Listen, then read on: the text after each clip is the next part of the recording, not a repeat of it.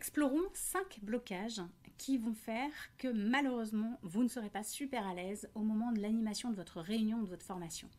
J'ai choisi 5 blocages qu'on rencontre la plupart du temps et qui du coup, parce qu'on va les évoquer, vont vous permettre peut-être de les dépasser plus facilement. Alors le premier, un grand classique qui a beau être évident, qu'on rencontre quand même assez souvent, c'est-à-dire que je ne me suis pas préparée. C'est-à-dire que je n'ai pas répété, je n'ai pas vérifié l'endroit où je devais intervenir, que ce soit distanciel ou présentiel d'ailleurs. En présentiel, bien, est-ce que la salle dans laquelle je vais être me permet de bouger les tables parce que mon animation me le demande? Ou en distanciel, est-ce que les plateformes sur lesquelles je vais intervenir me permettent vraiment toute l'interactivité que j'avais prévue? Est-ce qu'il y a un chat? Est-ce qu'il y a de la salle de commission ou pas? En tout cas, je le sais parce que j'ai répété et je me suis préparée. Donc ça, vraiment, c'est un blocage qui est quand même facile à dépasser et vous avez toutes les clés pour ça. Le deuxième blocage qui peut arriver, eh bien, c'est lorsque vous avez à animer un déroulé ou un process de formation, d'animation, de réunion, qui n'est pas le vôtre ou en tout cas qui ne vous convainc pas. Et donc, clairement, si je ne suis pas convaincue, je ne peux pas être convaincant. Donc, au moment où je vais donner les consignes, les interactions qui devront être faites, si je ne crois pas dans ce déroulé, clairement, comment voulez-vous embarquer les personnes qui sont en face de vous? Elles vont commencer à se poser des questions qu'elles ne se poseraient pas si vous avez cette sérénité de certitude dans ce que je suis en train de vous proposer et la bonne solution et le bon déroulé. Je vous laisse la main, c'est vous qui allez construire, mais moi, je suis serein avec ce que je suis en train de vous proposer et j'y crois. Donc ce blocage-là, c'est pareil. Charge à vous d'en faire quelque chose d'intéressant et de le dépasser.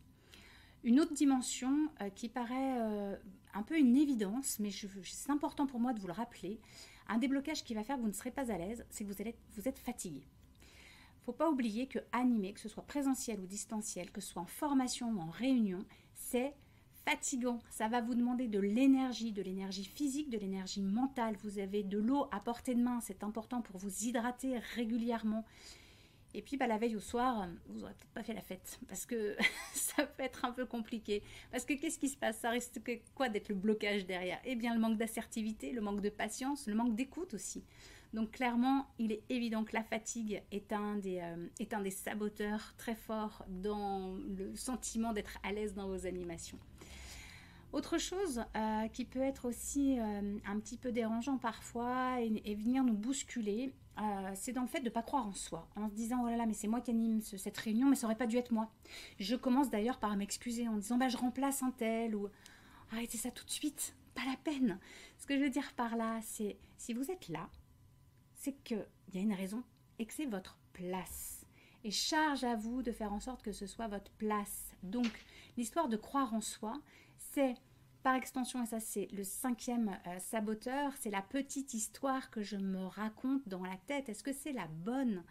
Est-ce que je ne suis pas en train de créer un fantasme sur oui, mais alors si c'était quelqu'un d'autre, ça se passerait mieux, gérerait mieux que moi les troubles et les difficultés? Stop, stop.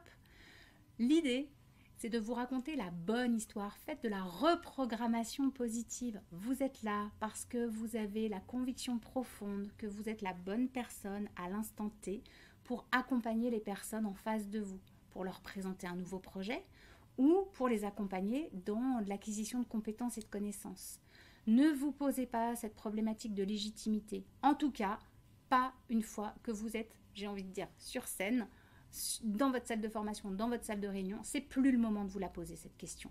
Si vous y êtes, vous devez aux gens qui sont avec vous dans la salle, à vos collaborateurs, d'être pleinement présents. Ils ont besoin de croire en vous, donc racontez-vous la bonne histoire qui vous permettra de croire en vous.